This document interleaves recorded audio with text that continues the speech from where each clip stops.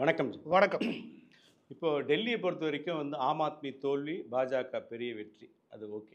இந்த வெற்றிக்கு முக்கியமான காரணம்னு சொல்லிட்டு எதுவா இருக்கும்னா, எனக்கு தோன்றது என்னன்னா, அந்த ஆம் ஆத்மி கட்சியை வந்து கிட்டத்தட்ட முடக்கி, அந்த கட்சியில இருக்கிற முக்கியமான கைலேஷ் அது மாரி பெர்சன்ஸ் எல்லாம் தூக்கின்னு போயிட்டு, அந்த கட்சியை நிர்கதியா ஆக்கி, அவங்கள வெற்றி பெற விடாம, உழைக்க விடாம பண்ணுது ஒரு காரணமா? இல்ல அம் கிட்டத்தட்ட 2 வருஷத்துக்கு மேல அவர ஆம் ஆத்மி நம்ம கெஜ்ரிவால வந்து செயல்பட விடல இவங்க பிஜேபி. அப்ப அவரால வந்து அந்த வெற்றிக்காக எப்படி உழைக்க முடியும்? ஸோ இந்த மாரி பல காரணங்கள் இருக்குல்ல, இந்த வெற்றி தோல்விக்கு பின்னால. இந்த காரணங்களை பிஜேபி உருவாக்கலையே. நான் கேட்கிறேன், ஒருவேளை இந்த மாதிரி காரணங்களும் ஒருவேளை காரணமா இருக்கலாமா அப்படின்னா ம். இருக்கலாம். ஆனா ஒரு அரசியல் கட்சி செயல்படணுன்றக்காண்டி அவன் செஞ்ச ஊழல்லாம் வச்சுக்கிட்டு பரவாயில்லப்பா நீ போய் அரசியல் நடத்துப்பான்னு சொல்ல முடியும்? நீங்க முக்கியமான தோல்விக்கு என்ன காரணம்? நீங்க சொல்றது என்ன அப்படின்னா, கெஜ்ரிவால் அவர்கள் கைது, மணீஷ் சிசோடியா கைது. மணீஷ் சிசோடியா அது கைதாகணும். லிக்கர் பாலிசியில் உருவாக்கின, அதாவது சாராய விற்பனையில் உருவாக்கப்பட்ட விதி மீறல்கள் இருக்கு, அதன் அடிப்படையில் கைது பண்றாங்க. அதுல ஈடி உள்ளவர், நல்லா புரிஞ்சுக்கணும், ஈடி உள்ளவர். இந்த கைது நடவடிக்கை முழுக்க முழுக்க கெஜ்ரிவாலையும் ஆம் ஆத்மி கட்சியையும் முழுமையாக முடக்கிறதுக்கு நரேந்திர மோடி தலைமையிலான அரசு முயற்சிக்குது அப்படின்னு ஒரு குற்றச்சாட்டு வச்சாங்க. அந்த குற்றச்சாட்டின் அடிப்படையில் தான் நீங்க கேட்குறீங்க. ஆமா. ஆனா அந்த குற்றச்சாட்டு போலியானதா? அப்படி போலியானதுன்னு வச்சுக்கோங்க, 2024 கடைசி அவரை கைது பண்ணும்போது எல்லா பக்கமும் அவருக்கு அனுதாபாலை வீச போகுது அப்படின்னு ஊருக்குள்ள பயம் காட்டினவே. இங்க இருக்க அரசியல் விமர்சகர்கள் ஆரம்பிச்சு இங்க இருக்கக்கூடிய திருமாவளவன் போன்றவர் கூட பெரிய லெவலில் இது வந்து பிஜேபிக்கு எதிர்வினையாற்றும். ஏன்னா கெஜ்ரிவால் அவர்களுடைய இந்த தூய்மையான அரசியல் இல்லையா, ஆமா. அதுல அவரை தூக்கணும் இருக்கு இல்லையா, அதை தூக்குனதுனால ஈடியை வச்சு பயன்படுத்தி ஒரு அரசையே முடக்குறாங்க அப்படி இப்படின்னு ஆமா. ஏகப்பட்ட வசனங்கள் எழுதினாங்க. நிறைய பேர் சொன்னாங்க. ஆனா சிசோடியா, மணீஷ் சிசோடியா கைது பண்ணும்போது அங்க பரவன தகவல் எல்லாம் ஆழமான தகவல். மணீஷ் சிசோடியா கைது ஆகும்போது கோர்ட்லயும் சரி வெளியும் சரி பிஜேபி தெளிவான விளக்கம் கொடுத்துச்சு. அதாவது தெலுங்கானா முன்னாள் முதலமைச்சருடைய மகள் கவிதா லிக்கர் பாலிசியை மாற்றி அமைங்கன்னு சொல்லி அங்கே ப்ரெஷர் கொடுத்தது மூலமா ஒரு மூன்றாவது மனிதர் மூலமாக 25 கோடி ப்ளஸ் 20 கோடி ஹவாலா ஏஜென்ட் மூலமா 20 கோடி. அதுக்கப்புறம் விஜய் நாயர், இந்த கேரளாவை சேர்ந்த விஜய் நாயர்னு ஒருத்தன், அவன் தான் இடையில வேலை வைக்கிறான், இவன் மூலமா கைமாத்திருக்காங்க அப்படின்னு முதல் தகவல் சொன்னாங்க. அப்ப இல்ல ஒரு அரசாங்கத்தினுடைய கொள்கை முடிவுகளை எப்படி குற்றச்சாட்ட முடியும்? நாங்க கொள்கை முடிவா இது எடுக்கிறோம், ஹோல்சேல் விற்பனையாளர்களுக்கு நாங்க 5-12% கூட்டுறோம் அப்படின்ட்டாங்க. ஆனா ஹோல்சேல் விற்பனையில் 32% 40% அளவுக்கு கவிதா அவர்களுடைய பினாமிகளுக்கு கிடைச்சது. இது எல்லாமே வெறும் குற்றச்சாட்டு அடிப்படையில் தானே அப்படின்ட்டாங்க. ஆமா. கடைசியா தூக்கும் போது விஜய் நாயரை தூக்குனாங்க. இந்த குற்றச்சாட்டு சொன்னதுமே எல்லாமே அரசோட கொள்கைங்க அப்படின்னு முடிக்க பார்த்தாங்க. இதனால வருமானத்தை அதிகரிப்போம்ல விட்டாங்க.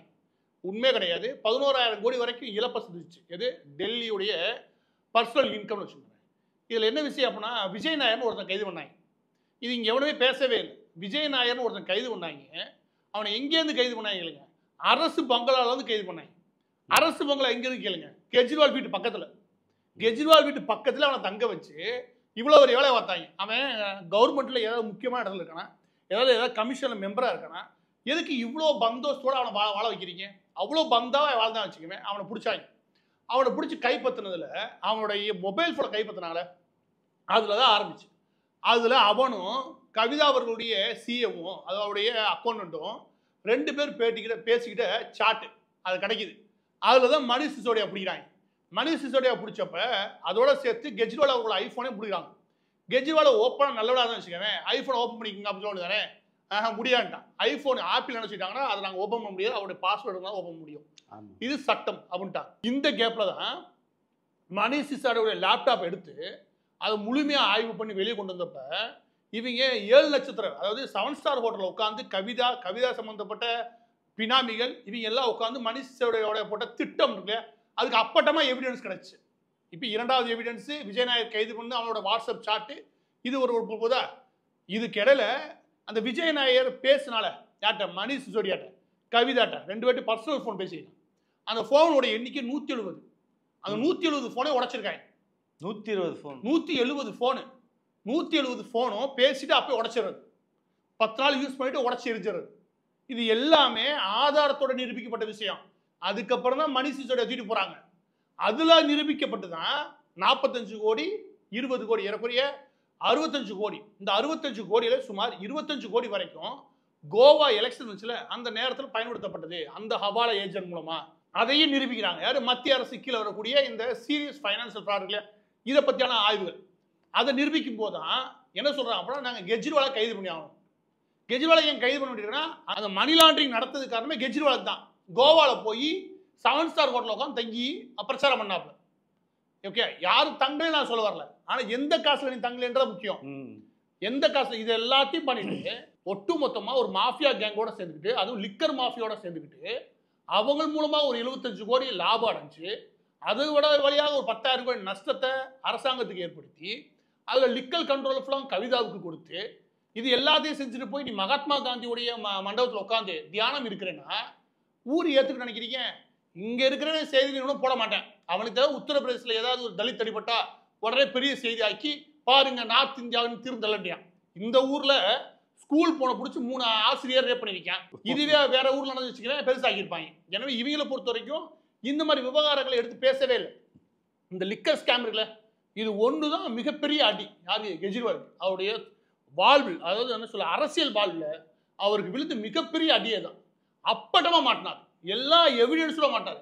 இதுல விஜய் நாயர் மாட்டினது அதுல இருந்து எல்லா தகவலும் வர ஆரம்பிச்சுல மக்கள் மத்தியில் அவருடைய அந்த ஒரு பின்பம் இருக்குல்ல முழுசா சரிஞ்சிச்சு. முழுசா சரிகிறதுக்கு பாஜக காரணமா, இவர் பண்ண ஊழல் காரணமா? நீங்களே யோசிங்க. நீ ஊழல் பண்ணிட்டு ஒரு கருணாநிதி மாதிரி தெளிவா ஊழல் பண்ண பரவாயில்ல, நீ அப்பட்டமா மாற்ற மாதிரி ஊழல் பண்ணிருக்க. ஒரு ஐஆர்எஸ் ஆஃபீஸ் நினைக்கிறேன், ஒரு அசிஸ்டன்ட் கமிஷனர், அதுவும் இன்கம் டேக்ஸ்ல இருந்தாலும் இருந்தாலே அப்பட்டமா மாற்ற மாதிரி என்ன பண்ணிக்க ஊழல் பண்ணிருக்கேன். அப்படம் கையங்களா மாட்டிட்டான். கையங்களா மாட்டதுக்கு அப்புறம் இவன் இல்ல காரணம், அதுக்கு ஆக்ஷன் எடுத்த பிஜேபி தான் காரணம் தோல்விக்குனா என்ன பேச்சு? வாய்ப்பு கொடுத்தது நீ தானே முதலாவது. எனவே டெல்லி எலெக்ஷன்ல வெற்றி பெறதுக்கு மிக முக்கிய காரணம் தான் எதற்காக வந்திருக்கேன் அப்படின்னா ஊழல் ஒழிப்புக்காக வந்திருக்கேன் அப்படின்னு சொல்லி முன் வந்தாரு. ஆனா அதே ஊழலை இவர் எப்படி பண்றாரு கெட்டிக்காரத்தனமா அப்படின்றத மும்மூர்த்தியில இருக்கக்கூடிய சிசோடியா, கெஜ்ரிவால், இந்த போல சத்யேந்திர குமார் ஜெயின், இந்த 3 பேர் தான் எல்லாத்தையும் கண்ட்ரோல் பண்ணாங்க. இந்த 3 பேரும் சேர்ந்து எப்படி பண்ணாங்க அப்படின்னு இந்த 3 பேருமே தோல்வி. சத்யேந்திர ஜெயின் 20% ஓட்டு வித்தியாசத்தை தோல்வியாரு. தன்னை எதிர்த்து நின்ற பாஜக வேட்பாளரை எதிர்த்து இவர் வாங்கின ஓட்டு வெறும் 36%, அவன் வாங்கின 57%, 20% ஓட்டு வித்தியாசம் தோற்றாரு. மணிஷ் சிசோடியா அடுத்த டெப்டி சிஎம், அது கெஜ்ரிவாலுக்கு அடுத்த இடத்துல இருக்காரு. இவன் தான் நின்ற இடத்துல மிகப்பெரிய தோல்வியை தழுவுறாரு. அதுக்கப்புறம் கெஜ்ரிவால், இவர் தான் இந்தியாவின் அடுத்த பிரதமர் சொல்லிட்டு ஊருக்கு கூவிக்கிறதுலாம் உண்டு. அவரும் தோல்வி தழுவுறாரு. இந்த 3 பேருமே தோல்வி தழுவுறாங்க. இந்த 3 பேரும் தோல்வி தொழிலுக்கு என்ன காரணம்? இதுக்கு முன்னாடி இவங்க 60% ஓட்டு வாங்கினாங்க. இந்த 3 பேருமே தோல்வி தொழிலுக்கு ஒரே காரணம் தான், உட்காந்து கூட்டு சதியா நீங்க ஊழல் பண்றீங்க. ஊழல் பண்ணிட்டு எலிமென்ற பேர்ல வெளியே நடிக்கிறீங்க. இதுதான் வெளியே ஒரு பிரச்சாரம் ஒன்று ஓட்டுறானுங்க. அதுதான் மிக முக்கியமான காரணம். இவங்க மத்தியில் இந்த நம்பிக்கை முழுமையாக மக்களுக்கு போச்சு. இதுல ஆரம்பிக்குதுங்க. இதுக்கப்புறம் பாருங்க, ஆம் ஆத்மின்னு ஒரு கட்சி இருக்குல்ல, அதை தொடர்ச்சி எரிவாங்க மக்கள். ஏன்னா திமுக மாதிரி வெளிப்படையா நாங்க கட்ட பஞ்சாயத்து பண்ணுவோம், ரவுடித்தனம் பண்ணுவோம், நாங்கள் ஊழலும் பண்ணுவோம் அப்படின்ற கட்சி கிடையாது. நாங்கள் நல்லவங்க சொல்லிட்டு மக்களுக்கு ஒரு ஒரு எதிர்பார்ப்பை உருவாக்கிட்டு நீ வேற வேலை பார்த்தீங்கன்னு வச்சுக்கோங்க, மக்கள் உண்மையில உருவாக்கின எதிர்பார்ப்பு இருக்கு, அதை நீ ஏமாத்துற. திமுக அப்படி எல்லாம் நம்பிக்கையில உருவாக்க மாட்டேன். என்ன சொல்றீங்க? நாங்கள் அந்த மாதிரி கட்சி தாங்க. என்னங்க நீங்க அரசியல்னா அப்படிதான்ப்பா அப்படின்னு ஒரு இடத்துல இப்படியே பேசுவாங்க. என் கர்நாடக மாதிரி கொள்ளை அடிக்கிறதுக்கு திறமை வேணுமா? இப்படி பேச உருவாக்குவாங்க தவிர நாங்கள் கொள்ளை அடிக்கலன்னு சொல்ல மாட்டாங்க. ஏன்னா அந்த கட்சி மேல எவனுக்கு எதிர்பார்ப்புலாம் அவரே சொல்லுவாரு, தேன்ல கை விட்டு தேன்ல கை விட்டா நக்கதான் வாங்கிட்டு வாங்க, வெள்ளத்தள்ளி போட்டா கையை சும்புற வைக்கதான் செய்வேன் அப்படின்னு அவரே சொல்லுவாரு. ஆனா வெள்ளத்தை தூக்கி வீட்டுல கொடுத்துருவாரு. கையை சும்புறத மக்கள் கொடுத்தாரு. இவங்க அரசியல் வேற. ஆனா கேட்டா வெள்ளத்தை நாங்க மக்கள் கொடுத்துருவாங்க, வெள்ளத்தெல்லாம் தூக்கி வீட்டுல கொடுத்துருவாங்க, நக்கருக்கு தான் மக்கள் கொடுத்துருப்பாங்க. இதுதான் இவங்க அரசியல். இவங்க யோக்கியெல்லாம் கிடையாது. ஆனா கெஜ்ரிவாலோட ஒப்பிடும்போது இவங்க ரொம்ப பெரிய மோசமானவங்க. அதை விட்டுருங்க, நம்ம மக்களுக்கு ஒரு சூடு சொரன்னு வரணும். இந்த கெஜ்ரிவால் தோல்விக்கு முழுக்க காரணமே அவர் கடந்த காலங்களில் செஞ்ச ஊழல் தான். அந்த ஊழலை தன் எதிராக நல்லா புரிஞ்சுக்கோங்க, அவருக்கு தெரியாமல் நடக்கவே இல்லை, எல்லாமே தெரிஞ்சே தான் நடந்துச்சு. அதுக்கு மிகப்பெரிய சான்று வேற எதுவும் வேணாம். தன் வீட்டு பக்கத்துலேயே அரசாங்க பங்களாவை யார் கொடுத்தாரு? விஜய் நாயர் கொடுத்தாரு. விஜய் நாயர்ன்ற வேற எல்லாத்தையும் போட்டு கொடுத்தான். இவன் வேணாம் காசு வானா சார், இவன் வேணாம் என்கிட்ட சொன்னா சார், இவன் வேணாம் வந்தேன் சார், கவிதா மேம் என்ன சொன்னாங்க எல்லாமே சொல்லிட்டான். இதுக்கப்புறம் என்ன இருக்கு? ஆதாரமும் இருக்கு. எனவே இதுல பேசுறதுக்கு எதுவுமே கிடையாது. கெஜ்ரிவால் தோல்வி எழுதப்பட்டது, அதுதான் சரியான விஷயம் கூட. வரலாறு ஒரு 20 வருஷத்துக்கு முன்னாடி அவங்களை உருவாக்குச்சு. அவங்களுடைய வரலாறை இயற்கையை முடிவு கொண்டு வரும். இப்போ நீங்க சொல்ற லிக்கர் விஷயம் தான் வந்து முக்கியமான விஷயம்னு சொல்றீங்க. இப்போ இங்க தமிழ்நாட்டில் வந்து தமிழக அரசே லிக்கர் நடத்துது. அந்த மாதிரி குடிமக்களுக்கு சீர்திருத்தம் போல சில விஷயம் கெஜ்ரிவாலும் செஞ்சிருக்காரு. ஆமா, என்ன நீங்களே சொல்லுங்க பார்ப்போம். இல்லை, இப்போ 18 வயசு, அதாவது 21 வயசு இருக்குதான் குடிக்கலாம் அப்படின்ற ஒரு விஷயத்த சேஞ்ச் பண்ணி 18 வயசுன்னு ஆக்கியிருக்காரு. அது ஒரு பெரிய சீர்திருத்தம் பண்ணியிருக்காரு. ஆமா ஆமா, ரொம்ப பெரிய சீர்திருத்தம். 12 மணி நேரம் தான் அதாவது ஒயின் ஷாப் ஓப்பன் பண்ணியிருக்கணுன்றது 24 ஹவர்ஸாக மாற்றிருக்காரு. அது ஓப்பன் பண்ணும்போது நல்லா கவனிக்க மாட்டேங்க. 24% எக்ஸஸ் வாட் இருந்தது. அது 1% மாற்றுவாங்க அந்த டாக்ஸ். அதில் 36 ஜோனா மாற்றி சிசோடி அறிவிப்பேன். அதில் ஏசி ஈசிலாம் போட்டு பிரைவேட் பாரா மாறும். கவர்மெண்ட் வச்சுருந்தப்பலாம் பிரைவேட் பாரா மாறும்போது அதில் ஒவ்வொருத்தரும் சுமார் இவங்க தனியாக இவங்க மட்டும் கட்டின தொகை வந்து 35-40 லட்சம் ரூபாய் அந்த லைசன்ஸ். அது போக கட்டின தொகைன்னு பார்த்தீங்கன்னா எல்லாமே கூட்டி கிழிச்சா 100 கோடி எடுத்தாங்க. 120 கோடி. எது லிக்கர் மாஃபியாவாக இருக்கக்கூடிய கவிதாட்டே வாங்கியிருப்பாங்க. 24 நாள் ஓப்பன் பண்ணிக்கணும்னு சொல்லிட்டு 36 ஜோனை ஓப்பன் பண்ணி அதில் இவங்க பிரைவேட்டுக்கு அதாவது தனியாருக்கு கொடுத்தாங்க பாருங்க, அதுலேயும் ஊழல் பண்ணியிருப்பாங்க. அதுலேயும் மாஃபியா கும்பல் யார் கவிதா போல மாஃபியா கும்பல்கள் ஈடுபட்டது உண்டு. எனவே இவங்க 24 மணி நேரம் ஓப்பன் பண்ணதுக்கும் 18 வயசாக குறைச்சதுக்கு பின்னாடி நாட்டுடைய நலன் கிடையாது. இவங்க எப்படி கொள்ளையடிக்கலாம், இவங்க மாஃபியாவுக்கு என்ன தேவைன்னு. அப்புறம் 2 நாள் தான், கிட்டத்தட்ட ஒரு வருஷத்துல 2 நாள் தான் ஒயின் ஷாப் லீவ். அது வந்து 27 நாள் இருந்துதான். அதையே மாற்றிருக்காரு. எனக்கு தெரிஞ்சு இந்த ஐடியா இங்கேருந்து யாருன்னா கொடுத்துருப்பாங்க. அவ்வளோ மகாத்மா காந்தி சமாதியில் உட்காந்து யோசிச்சிருப்பாங்க. அவங்க அதான் மகாத்மா காந்தி தெரிஞ்சாங்க. கேவலப்பட்டவங்க இதை விட மோசமான வேலை பார்ப்பானுங்க. இன்னும் சொல்லப்போனால் நம்ம ஊரில் இருந்து காப்பி அடிச்சுப்பாங்க வச்சுக்கோங்க. இந்த பெண்களுக்கெல்லாம் இலவச பேருந்து அது அங்கேருந்து திமுக காப்பி அடிச்சாங்க. அங்கே இருக்கிறல என்ன எல்லாம் அப்செட் ஆகிறாங்க தெரியுமா? பெண்களுக்கு கொடுக்குறீங்க, நியாயமான கேள்வி என்ன தெரியுமா, இங்கே ஆண்களே இல்லையா? இப்படி ஓட்டு பொறுக்கிறதுக்கான அரசியல் இல்லாதாரில் அந்த நேரத்துலையுமே எதிர்வினை ஆட்டுருச்சு. டெல்லியை பொறுத்த வரைக்கும் இங்கே மாதிரியான விஷயம் கிடையாது வச்சுக்கோவேன். அது கொஞ்சமாக நல்லாவே படித்த சமூகம் ஒரு 3 தலைவர் வச்சுக்கோவேன். அது இருக்கக்கூடிய சமூகம் என்ன பண்ணுறாங்க அப்படின்னா, பெண்கள்லாம் பஸ்ஸில் போகிறாங்க, அப்போ ஆண்கள்லாம் யார்?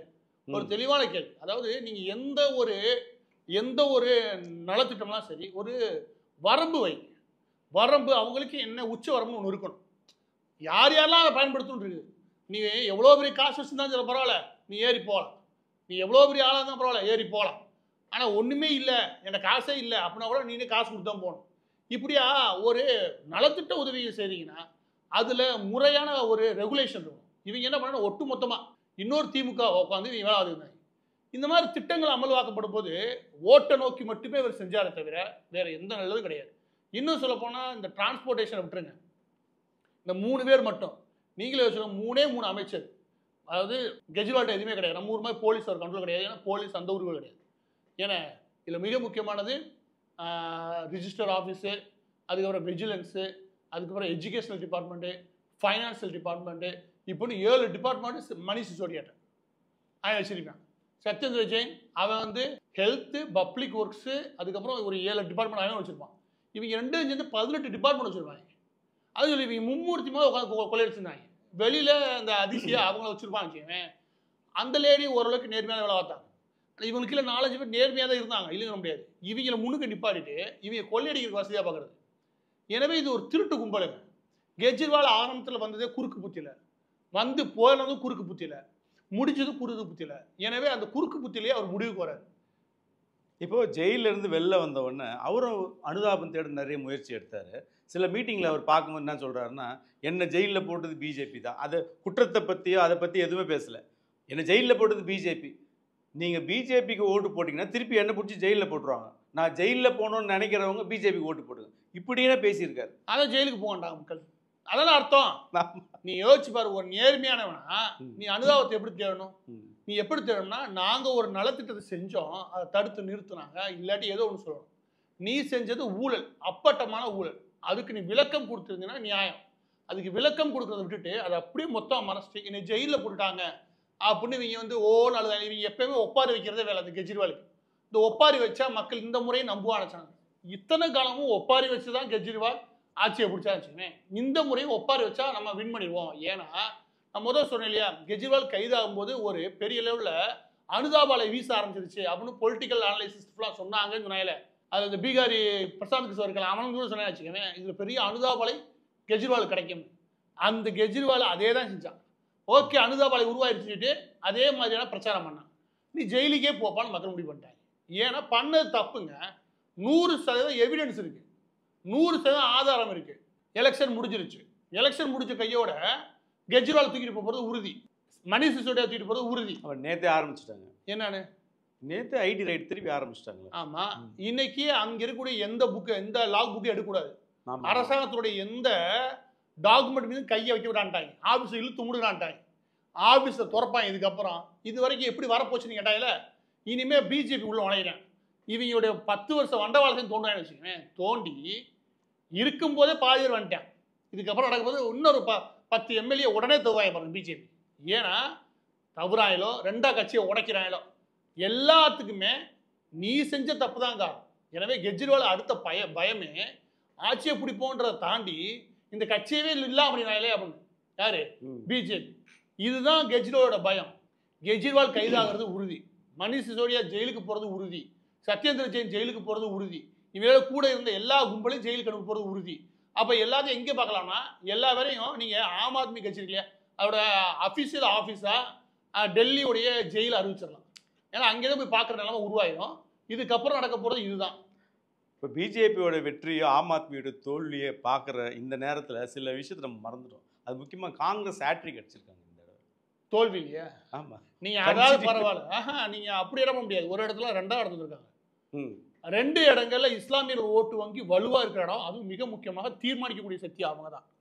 ஒன்று கஸ்தூரிபா நகர், இன்னொன்று முஸ்தாபாத் வச்சுக்கோங்க. முஸ்தாபாத்தை விட்டுருங்க, அது ஆம் ஆத்மி வெற்றி பெறான்னு வச்சுக்கோங்க. இந்த கஸ்தூரிபா நகர் இருக்குல்ல, இந்த கஸ்தூரிபா நகரை பொறுத்த வரைக்கும் 2ஆவது இடத்துல காங்கிரஸ் இருக்கு, 3ஆவது இடத்துல ஆம் ஆத்மி, ஃபர்ஸ்ட் பிஜேபி.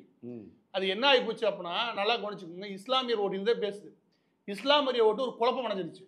இது கெஜ்ரிவாலுக்கு போட்டு போடுறதா இல்லாட்டி காங்கிரஸ் போட்டு போடுறதா? ஏன்னா சமீப காலங்களில் ஸ்கோர் பண்றாங்க ராகுல் காந்தியோட நடவடிக்கை எந்த அளவுக்கு எடுக்கணும்னு யாரால பேச முடியல. கடைசி ஒருவேளை எல்லாருமே கெஜ்ரிவால் தான் ஓட்டு போடுவான்னு நினைச்சாங்க. ஆனா இந்த கஸ்தூர்பா நகர் என்ன சொல்லுது பார்த்தீங்களா, எல்லா ஓட்டும் பிரிச்சிருக்கு. ஒன்று இல்லாட்டி ஹிந்துத்துவா ஃபோர்ஸாக சேர்ந்துருக்கு. கஸ்தூர்பா நகரை பொறுத்த வரைக்கும் பெரும்பாலும் இஸ்லாமியர் தான் வச்சுக்கோங்க. அப்போ அந்த ஓட்டு 2ஆ பிரிச்சிருக்கு. இவங்க 22,000, அவங்க 27,000, இடையில புகுந்து வேற பிஜேபி 30,000 வாங்கி ஓட்டு வின் பண்ணிட்டாங்க. எனவே ஹாட்ரிக்ன்ற அளவில் மோசமான தோல்வி கிடையாது. ஒரு 7% ஓட்டு வாங்கியிருக்காங்க. ஆனா அவங்க பழைய நிலைமைக்கு திரும்ப முடியறதில்லை. ஏன்னா ஷீலா தீட்சித் அவருடைய மகனே தோல்வி தழுவிட்டார். அப்போ ஷீலா தீட்சித்துக்கு ஒரு பெரிய பிராண்ட் இருந்துச்சு அப்படின்னு சொல்லி தெரிஞ்சானுங்க, அதுவும் இல்லை. எனவே திரும்ப இவங்களால எந்திரிக்க முடியுமா தெரியல. இந்த 7% வெற்றிக்கு ராகுல் காரணமா இல்ல காங்கிரஸ் காரணமா? காங்கிரஸோட கட்டமைப்பு, ராகுலுடைய பேச்சும் கூட சொல்லலாம். ராகுல் சமீபகாலமாக அவர் ஒரு மாதிரி என்ன சொல்ல எமோஷனல் ஆகிறாங்க. நீங்க அதிகமாக கேலி பண்ணி வச்சுக்கோங்க ஒருத்தர், அவர் எமோஷனல் மக்களே ஏன் இவ்வளவு கேலி பண்ணணும் அவசியம் இல்லாது. அப்போ ஏன்னா ஒரு எமோஷனல் கனெக்ட் ஆக ஆரம்பிப்பாங்க. எனவே ராகுல் மீது நம்ம தப்பு சொல்ல வரல. ஆனால் டெல்லியை பொறுத்த வரைக்கும் காங்கிரஸ் மீது ஒரு அனுதாபம் இருக்கு.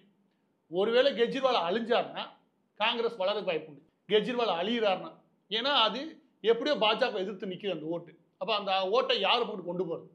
இதுக்கப்புறம் எல்லா வரிசையாக ஜெயிலுக்கு போயிடுவாங்க. இந்த ஓட்டை எப்படி குழப்பினா காங்கிரஸ் வளரலாம். இல்லைன்னா 2 கட்சியும் சேர்ந்து இந்த கஸ்தூரிபா நகரில் பண்ண வேலையை எல்லா பொண்ணும் பண்ண முடியும். இப்போ ஆம் ஆத்மி படுதோல்வின்னு நம்ம சொல்ல முடியாதுல்ல. கிட்டத்தட்ட 22 தொகுதிக்கு மேலே வெற்றி பெற்றிருக்காங்க.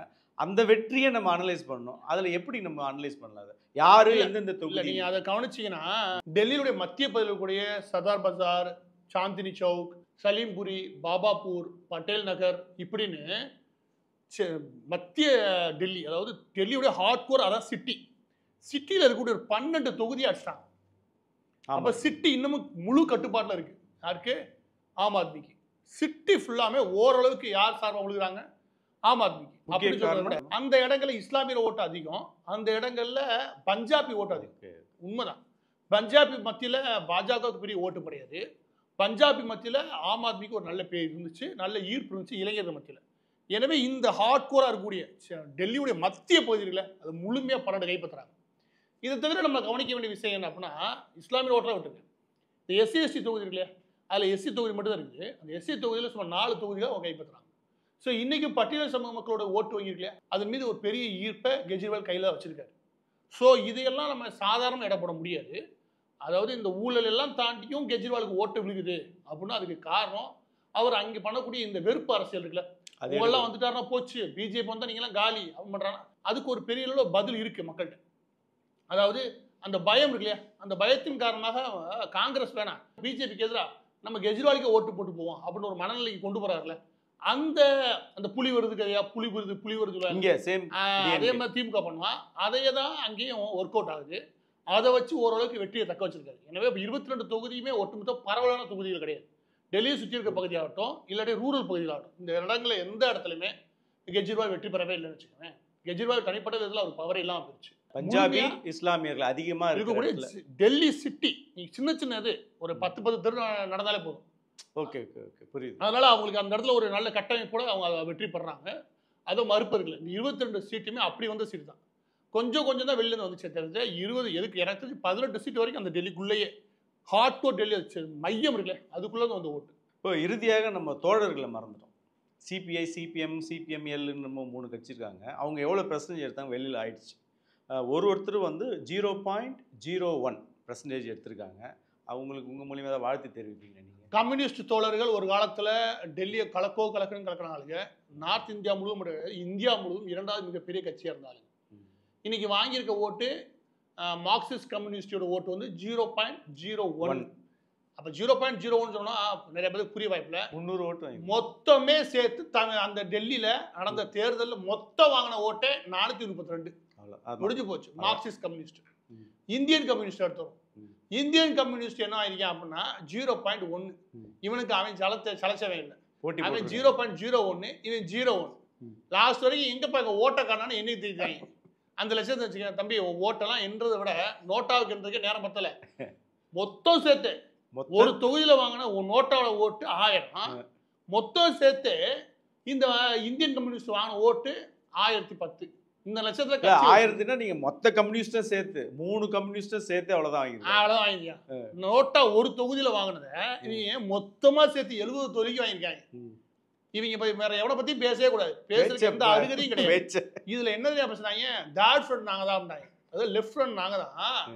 அது பாஜக நிக்குது, இந்த பக்கத்து கெஜ்ரிவால் சட்டை போட்டுருக்காங்க, நாங்க காங்கிரஸ் அண்ட் லெஃப்ட் ஃப்ரண்ட் வந்து நிக்கிறோம் அப்படின்ட்டானுங்க. இவங்க பெரிய என்ன மண்ணாங்கட்டி மாதிரி ஊர்ல இருக்க எல்லா ஓட்டையும் கலைக்க போற மாதிரி பேசிட்டு இருந்தாங்க. நீ வாங்கின ஓட்டு என்ன வாய்க்கிலி இங்க உட்காந்து இந்த அருணன் இருக்கால, கம்யூனிஸ்ட் அருணன். எந்த அருணன்? நீதாடா லூசு அப்படின்னு தந்தியில பேசுறல அந்த அருணன். அந்த அருணன் ஆமாடா நீதாடா லூசு அப்படின்னு சொல்லி பேசியிருப்பாரு. அந்த அருணன் சும்மா இருக்கமாடா கேட்க வாய்கிலேயே சிரிப்பாரு. அந்த சிரிப்பை கேட்டாலே நம்ம கடுப்பு வரும்னு வச்சுக்கோங்க. இப்போ இதை பார்த்துட்டு இன்னும் 2 மணி நேரம் சிரிப்பாங்க. ஐ திங்க் முழுசாவே ஆயிடுவாங்க. எந்த பிரச்சனையும் கிடையாது. ஆனா வந்து கேளுங்களேன், பெரியார் வாழ்க, திராவிடம் என்ன செஞ்சது தெரியுமா? நீ இருக்கிற கட்சி இந்தியன் கம்யூனிஸ்ட், அதை விட்டு எங்கேயோ பேசிக்கிறா, இல்ல மார்க்சிஸ்ட் கம்யூனிஸ்ட்காரைய நீங்களாம் கட்சியவே மறந்துட்டீங்களா? எனவே அவ்வளவுதான். நீங்க டெல்லியை பொறுத்த வரைக்கும் நடந்தது என்ன, அதே தான் இங்க நடக்கும். நீங்க வெறும் தோழர்களை கை கழுவி மட்டும் விடுங்களேன், அவங்களுக்கு 0.01% ஓட்டு கூட கிடையாது. ஊர்ல வாய் எல்லாமே இந்த நாட்டை அழிச்ச, முக்கியமாக இந்தியாவின் முதல் 25 வருடங்கள் இருக்குல்ல, அதை கெடுத்து குட்டிச்சோர் ஆக்கணும் ஃபுல்லாமே இந்த கம்யூனிஸ்ட் சிந்தனை கொண்ட லேபர் யூனியன் தான். அவங்க தான் இந்த நாட்டையும் கெடுத்து குட்டிச்சோராக்கி இந்த இந்தியாவையும் கெடுத்து குட்டிச்சோராக்குறது. வளர்ச்சியில பெரிய அளவில் கல்ல போட்டவே கம்யூனிஸ்ட். அந்த வகையில் அவன் தலையில தூக்கி கல்ல போட்டாயில, அதுக்கு டெல்லிக்கு பாராட்டு. மிக்க நன்றி. நன்றி.